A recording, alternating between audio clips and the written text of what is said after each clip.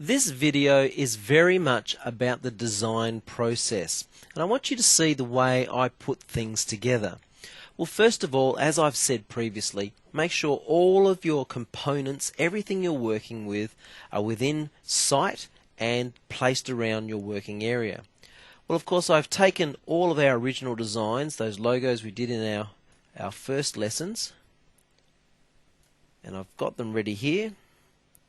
So I'll place them on and they blend very nicely with these colours we've chosen. Now this text, I'll make it white in colour so we can see, but the customer has asked that these things be placed on the banner. So I'm just placing them on the banner to start somewhere. I think it's very important that we always work, and I've said this to you before, only with two typefaces, and really we already have those two. The hair stuff was utilizes Arial round, and of course gauuuullll is what we used for the lettering. So extraordinary hair, I'll make that rounded, Arial round, and hairache and the names of their different hair dyes, I'll make that gauuuullll. Alright, well that's my point of starting. So what can we do? Well, I'm going to stretch the word extraordinary hair out all the way across there like that. And let's make that transparent in colour. So we'll come over here and transparent. It's not really a colour, is it? But however, we're making it transparent. Now that's not too bad, but if we change the operation to add, you can see how it allows the colours behind to come through.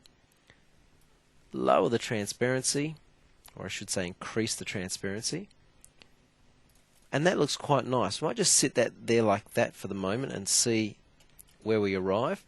Now I'm going to zoom in on the text hairache that we've got here. Now this is a very easy thing to do that I'm going to do here, and really worthwhile applying to some of your designs. Select the shape tool, and when you have text selected, each character will have a node. Well, that means you can move each character around, and so we're going to just simply mess this up a little bit, because I kind of have the feeling that that's the way this hair company should look, everything being just that little bit messed up. Pop that up there. Now I can change the point size as well. Simply select that character and come up here and we'll type in, say, 60 points. That's better. Hair, do the same.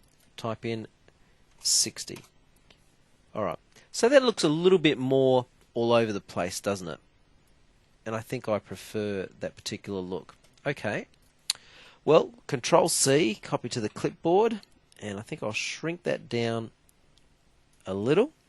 Again, I'm going to make this transparent, uniform, and let's just try an alternate one, difference. And this is what I do. I go through and I try various operations and see what things look like. And I don't mind that. In fact, you know what? Let's go to add, subtract. What if we change the color? That's interesting. I like that because when I paste back down the original text, that's better. It sort of looks like a distant shadow to some degree, doesn't it? Let's make it a little bit smaller. It's not meant to be a shadow. It's kind of that techie kind of shadow design. Alright, F4 zoom back out. That's looking good. Let's do something creative with this text over here. So I'll zoom in, and I know exactly what I'm going to do. Increase the size a little. Alright, Control C, copy to the clipboard, and then I'm going to make this an orange color. Okay, straight up to bitmaps, convert to bitmap, 300 dpi. It's very important we have a transparent background and anti-aliasing. Click OK. And bitmaps down to blur and motion blur. We've used this before. Make sure the arrow is pointing in that horizontal direction. Click OK. Now watch this. Control V, paste the white text down on top. Isn't that a cool looking look? I like that. Group that. In fact, you know what we'll do is we'll crop what's underneath first of all. Just there like that. Double click. And then we'll group those together. And group. And for something different, I'll move this over here and skew down a little, and maybe skew back a little. Yeah, that looks good. Okay, F4, zoom back out.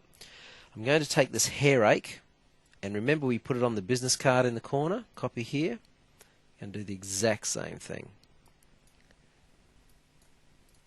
And rotate, place that in the corner there like that, and again transparent, uniform, and we'll go with add. And what do you think? How cool does that look?